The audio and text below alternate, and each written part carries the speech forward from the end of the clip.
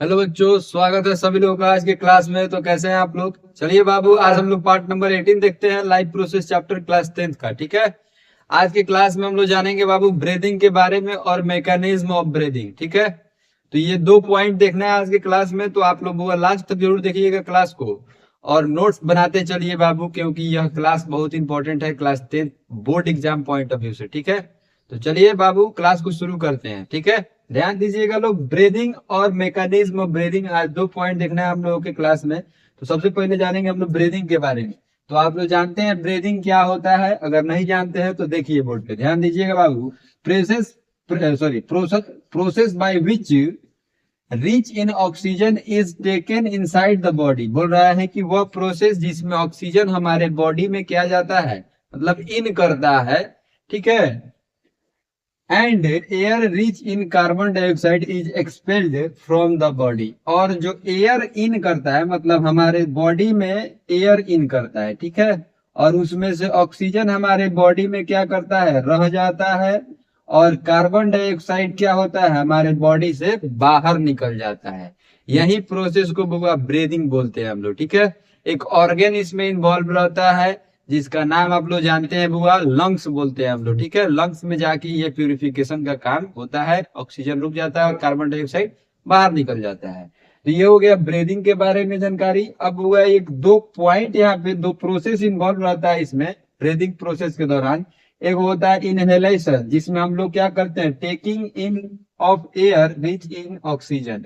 वह हवा हम लोग लेते हैं बुआ जिसमें ऑक्सीजन क्या रहता है, इन्वॉल्व रहता है।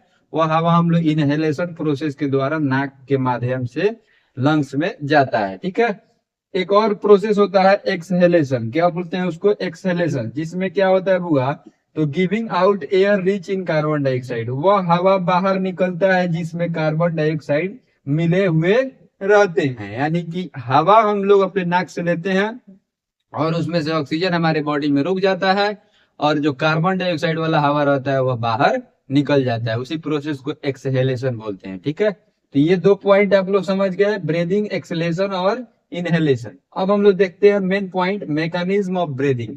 यानी कि ब्रीदिंग के दौरान हमारे बॉडी में क्या क्या चीज होता है उसके बारे में देखिए।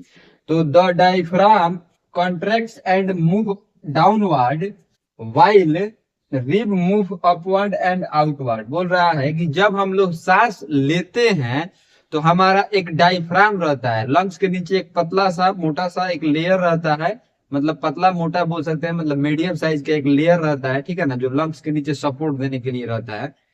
जो क्या करता है, जब हम लोग सांस लेते हैं तो डायफ्राम किधर जाता है, डाउनवर्ड के तरफ, सॉरी डाउनवर्ड, हाँ सॉरी, डाउनवर्ड की तरफ मतलब जाता है, यानी कि नीचे की तरफ जाता है। और हमारा रिब क्या होता है, फूलता है। ठीक है, जैसे कि सांस लीजिएगा, फूला कि नहीं, रिब केस बाहर आता है और क्या करता है, फूलता है, और डायफ्राम नीचे की तरफ जाता है। ठीक है ना, चलिए दूसरा नंबर पॉइंट देखते हैं। The increases the space inside the chest reducing air pressure. बोल रहा है कि यह इसलिए होता है बुआ क्योंकि अगर यह नहीं होगा तो हमारा सांस आसानी से अंदर नहीं जा पाएगा, इसलिए हमारा चेस्ट का साइज क्या होता है, बाहर की तरफ निकलता है, और एयर प्रेशर यहाँ पे थोड़ा सा बढ़ जाता है। इसलिए ये चीज, सॉरी, एयर प्रेशर क्या होता है, आसानी से मतलब घट जाता है।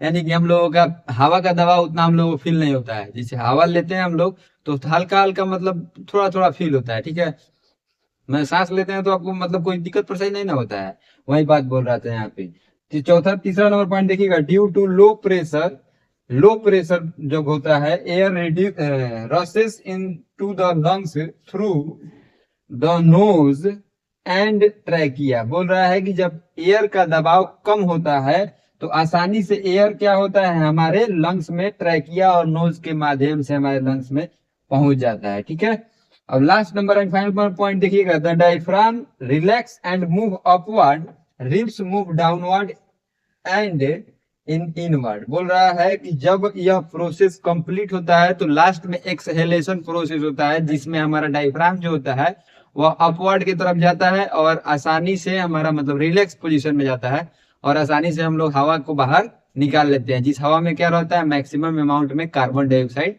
रहते हैं। ठीक है, तो ये था मैकेनिज्म ऑफ ब्रीदिंग और वो ब्रीदिंग का दो प्रोसेस और ब्रीदिंग का डेफिनेशन। तो चलिए आज की क्लास में हम लोग ये चीज जाने, अब नेक्स्ट क्लास में मिलते हैं आप लोगों से। तब तक के लिए आप लोग अपना बहुत ख्याल रखिएगा बाबू, और जाते जाते अगर चैनल को सब्सक्राइब नहीं किए तो प्लीज कर लीजिएगा। Bye bye.